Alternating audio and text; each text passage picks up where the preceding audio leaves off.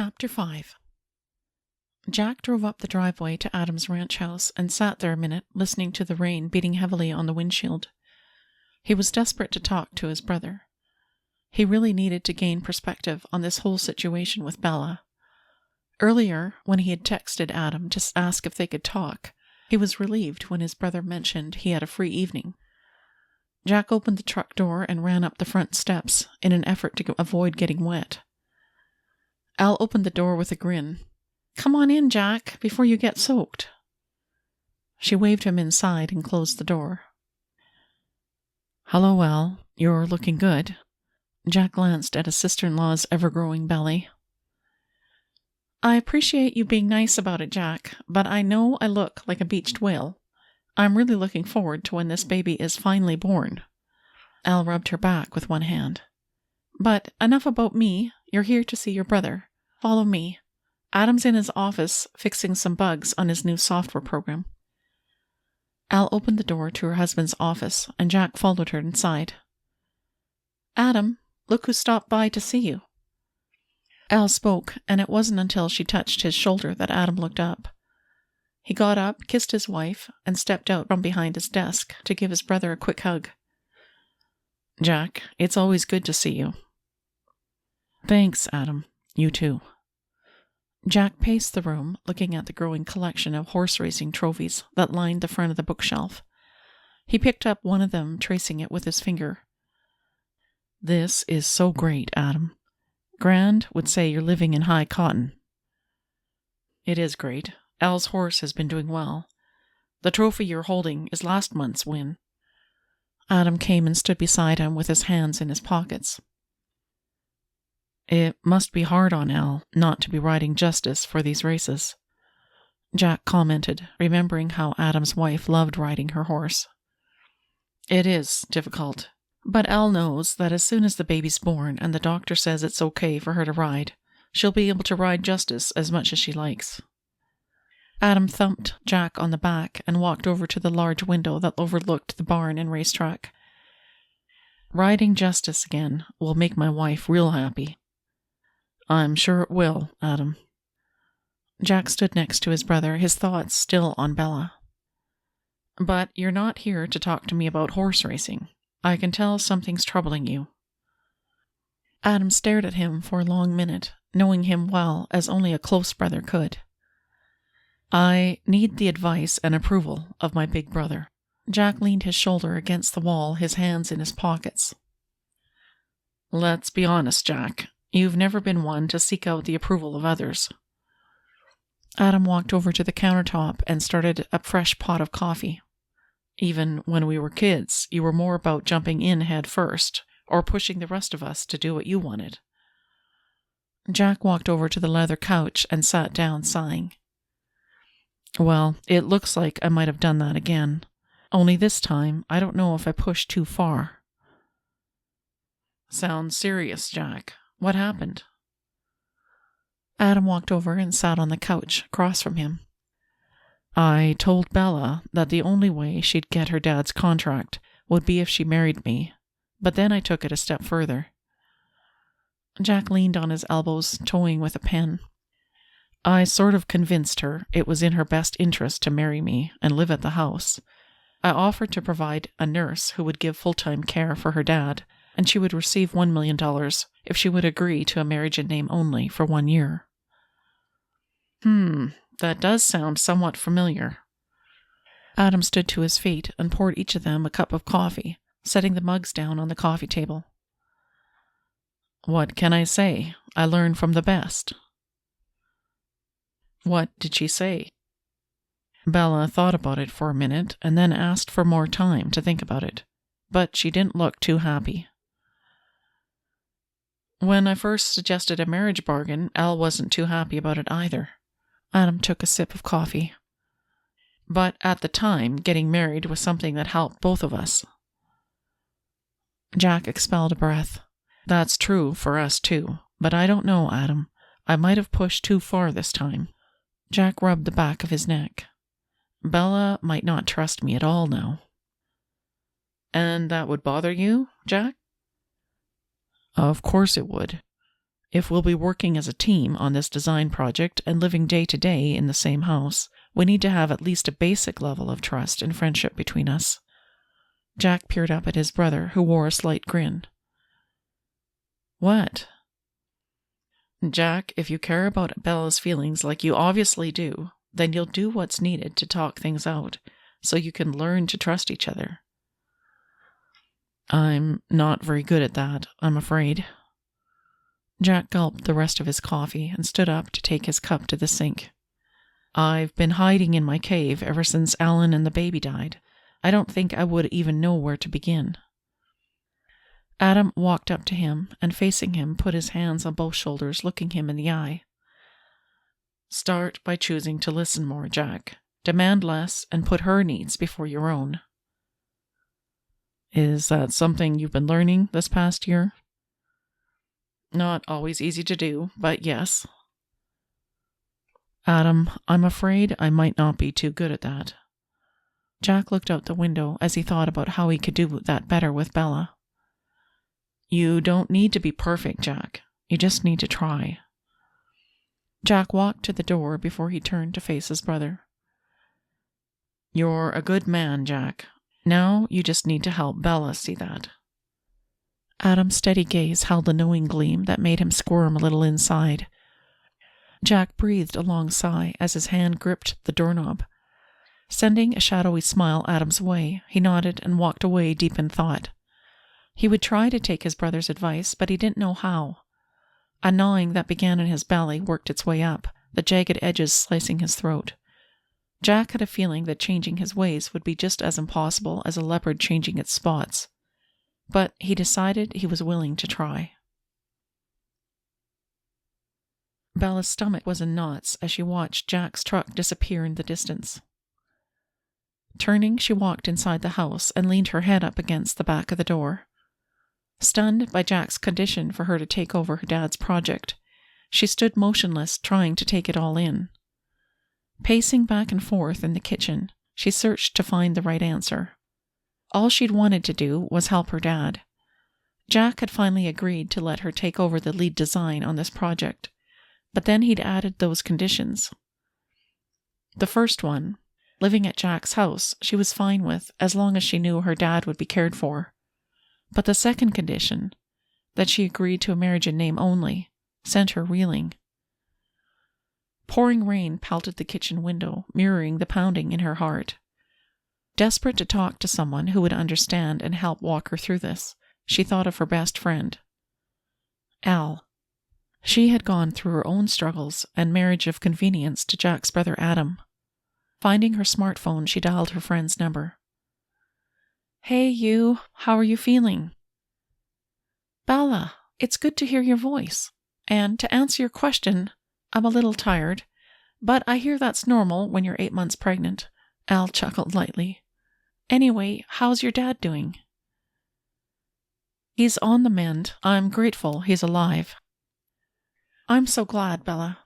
I hope you know that if you need anything, you can always let me know, right?" Bella grinned. "It's not like you don't have enough of your own concerns to deal with right now. But thanks, Al. I don't want to take up too much of your time, but do you have a few minutes to talk?" "For you? Of course." "Something's come up and I really need some advice from someone who's been there." "Uh-oh. Sounds serious." Bella could hear shuffling noises in the background as Al talked.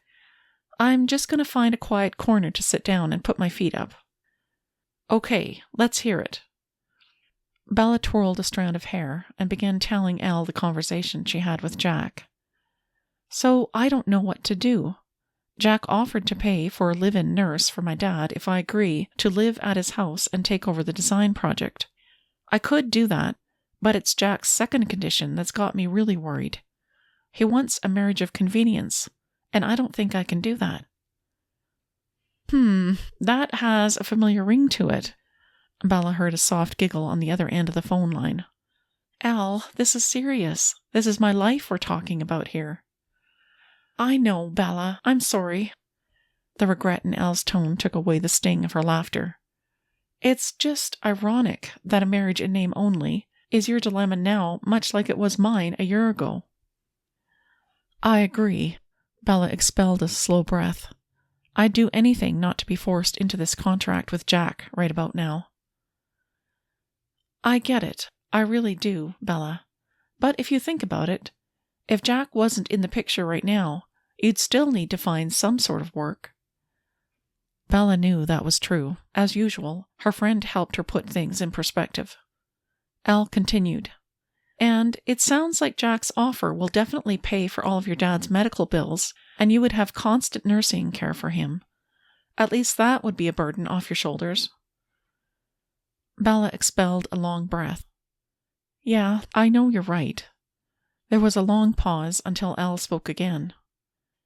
Bella, tell me why you're not speaking. What are you thinking? It's just that I've always wanted to marry for love. I can't help but feel sad and frustrated that I'm to marry to fulfill a contract. I feel so trapped. Bella curled up in her chair with one arm around her knees and the other holding her phone.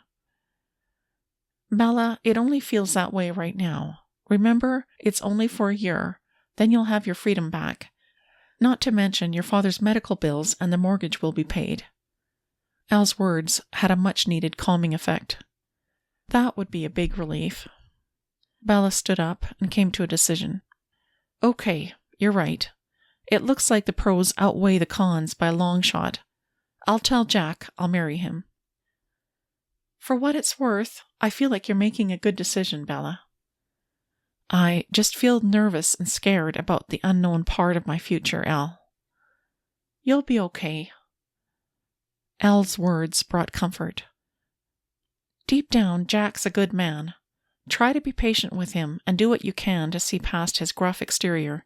I have a feeling your kindness and compassionate heart is just what he needs to help heal the wounds in his heart. Maybe. I guess we'll have to wait. Time will tell.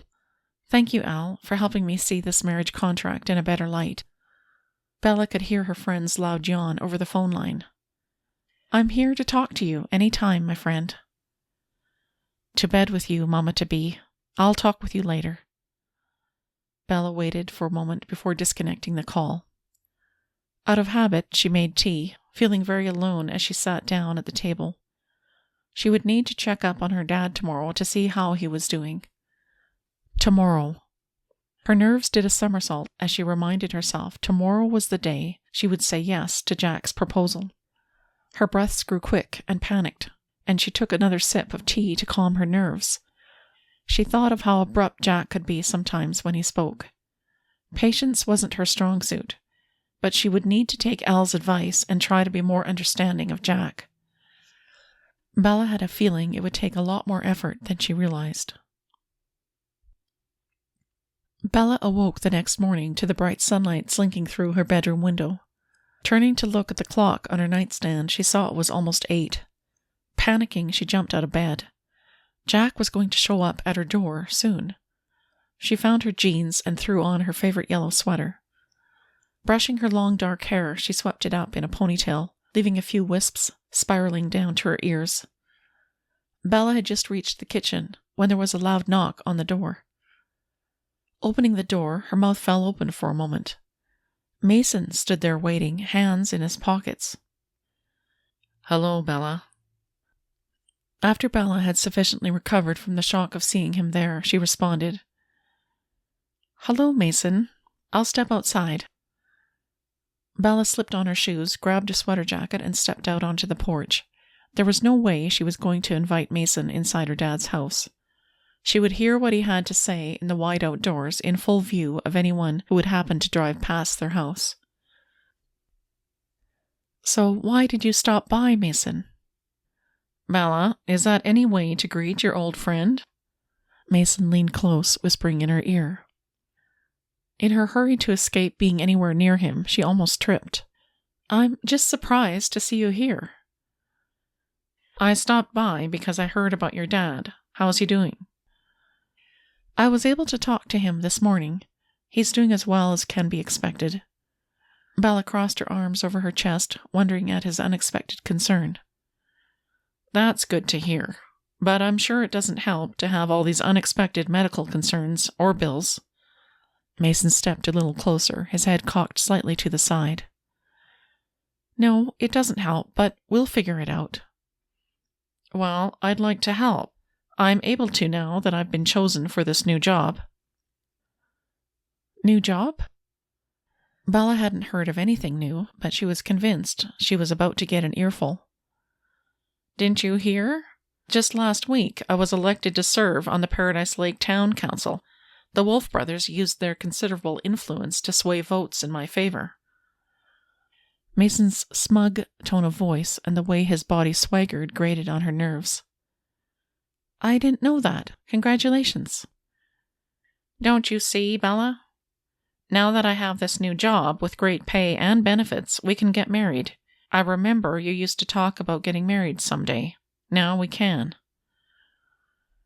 Shocked into silence, Bella just stared at him. She couldn't believe he was still focused on the two of them getting married. Mason, that was high school. We were kids.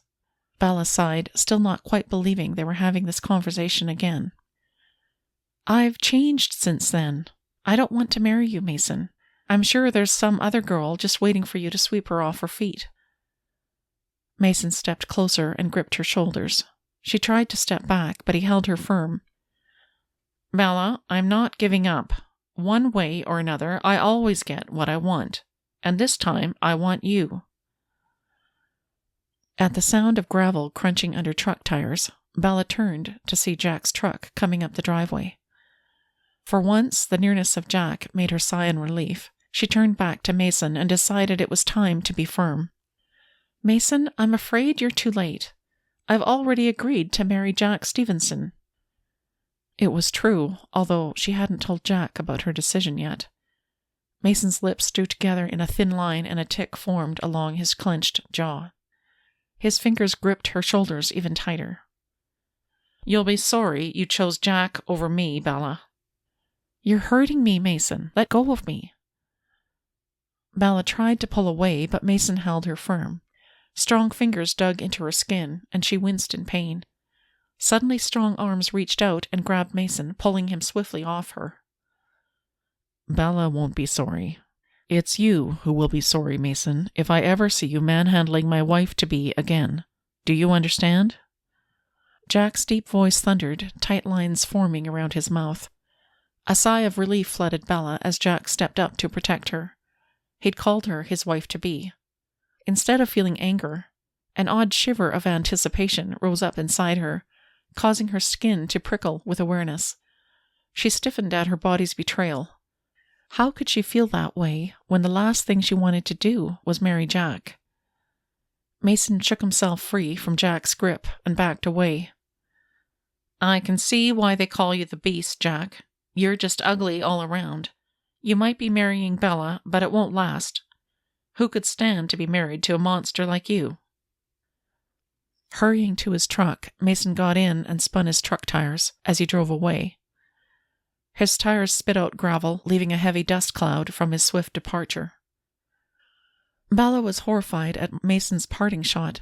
She looked over at Jack, but his face was stoic and unreadable. From his unmovable features, it seemed like this wasn't the first time he'd heard similar comments. Jack turned to Bella, his gaze searching hers.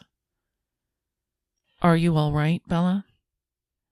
Yeah, I'm okay, Jack. Mason has been somewhat bothersome lately.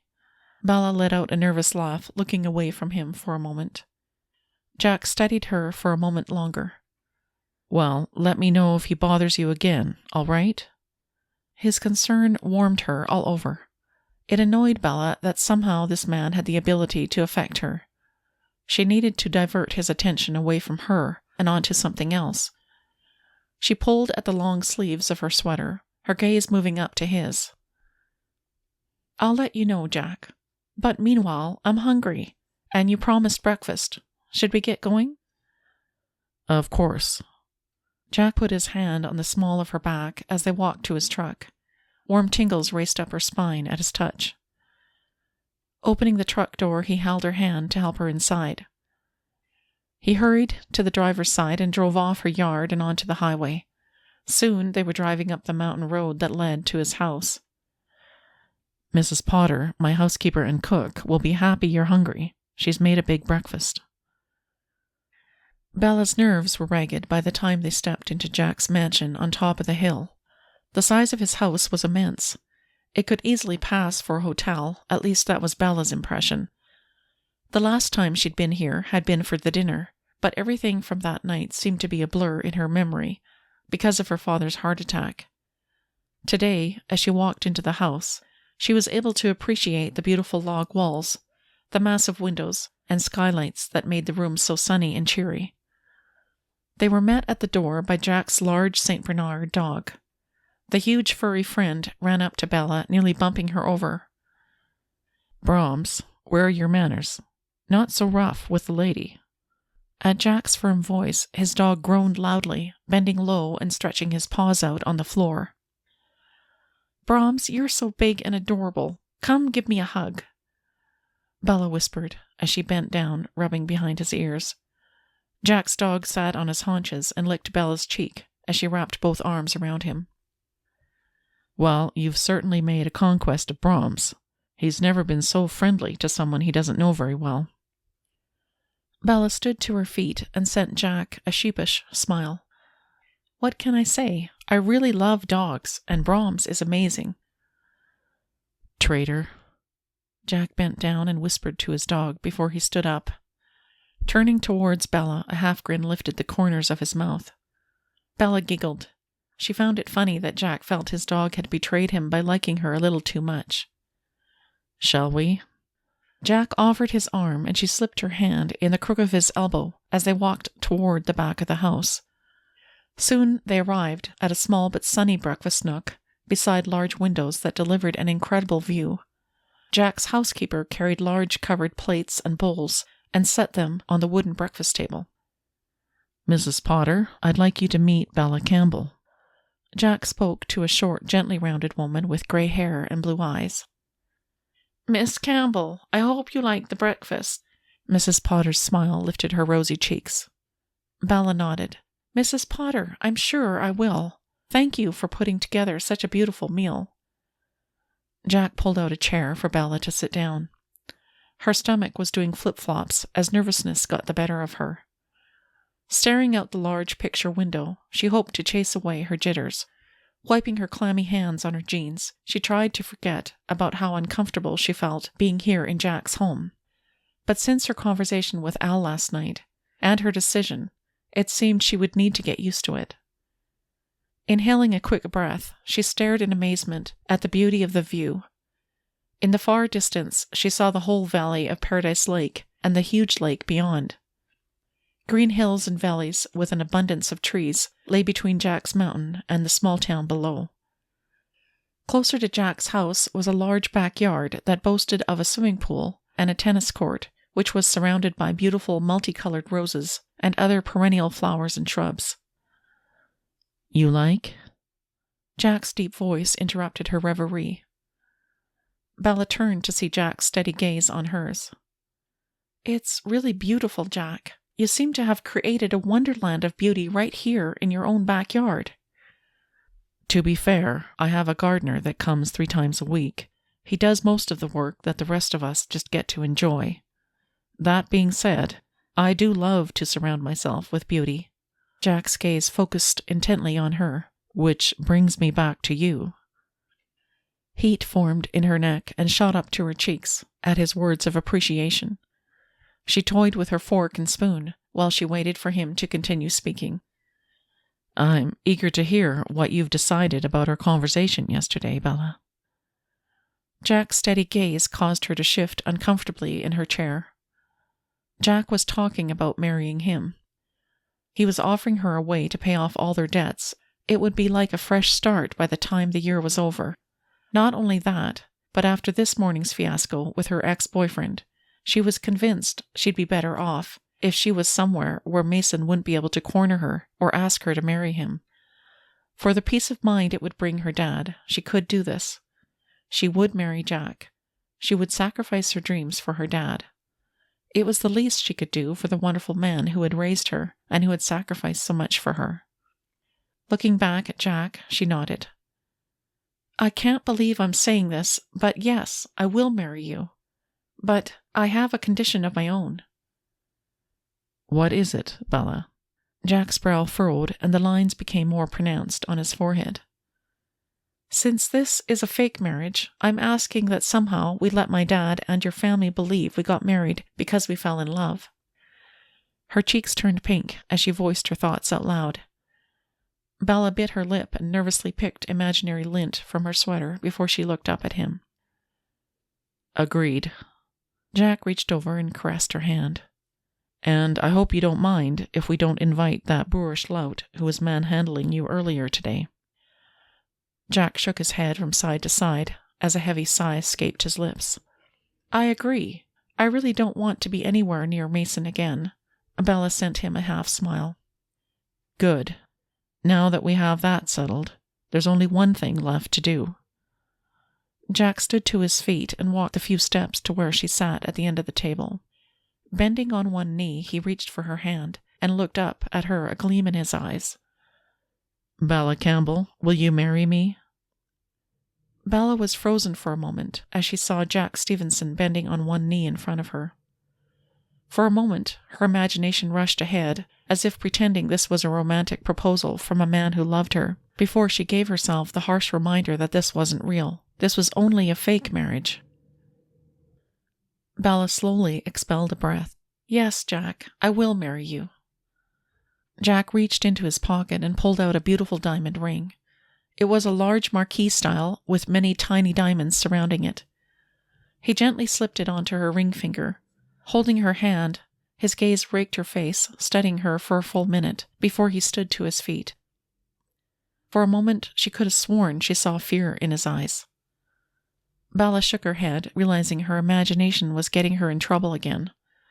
Forcing herself to refocus, she took the napkin and cleaned the crumbs from around her plate. Her future husband sat down at the end of the table. Bella noticed how his eyebrows puckered, and his eyes were dark and brooding as he stared into his coffee cup.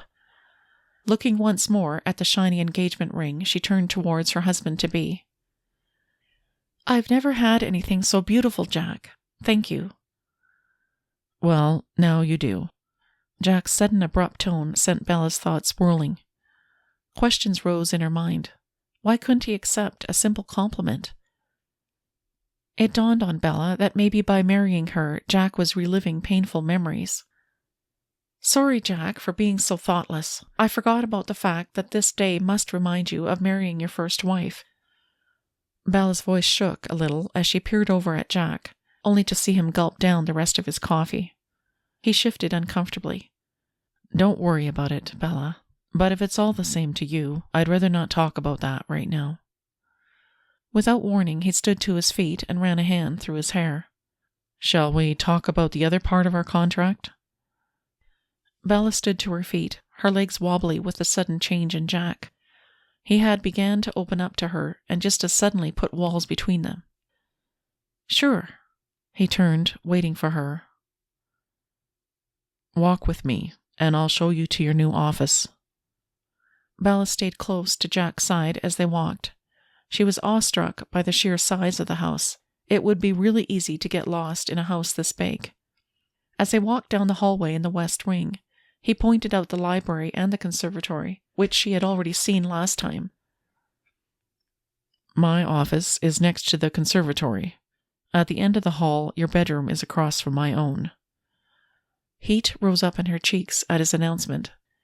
Your father's room and his nurse's room are next to yours, but the room next to mine is locked. I've told everyone in the house no one is to go in there. Other than that, you are free to explore the house. Bella couldn't help being curious about the room that was locked. What did Jack keep hidden in there? She reminded herself that it was none of her business. This was to be a fake marriage anyway. She followed Jack farther down the hallway until he opened the door to a room across from his office. The space was big, with 2 large windows, a desk, and a lot of shelf space. So, what do you think? It's sunny and bright in here, Jack. I love it. Bella walked to the window that looked across a wide expanse of green lawn and trees. It was a peaceful scene. When did you want me to get started? First, we'll marry. Since your dad is home from the hospital at the end of next week, why don't we get married here next Saturday?" Jack announced their wedding in a detached tone of voice. "Next Saturday is much too soon," Bella sputtered, about to argue when Jack interrupted. "Remember, we're on a tight deadline here." He looked at the calendar on his smartphone. "We need to get the wedding over with so we can have a short research trip and return home to get the Rose Adventure Park design finished and approved by the town council. We don't have any time to lose." "You're right, Jack. Of course. We'll let our family and close friends know the wedding will be next Saturday." Bella pressed her lips together. Her shoulders stiffened at Jack's reminder that they were just getting the wedding over and done. She was fit to be tied, as Aunt Maisie would say. Her throat was parched and raw as she followed Jack out of the office. She wondered, not for the first time, how she would be able to handle being close to her prickly husband-to-be for any length of time. But it was too late. She had committed to marry him. Making sacrifices didn't frighten her. Not being there for her dad when he needed her did. She would sacrifice herself for her dad and marry Jack. What could possibly go wrong with a marriage contract to the beast?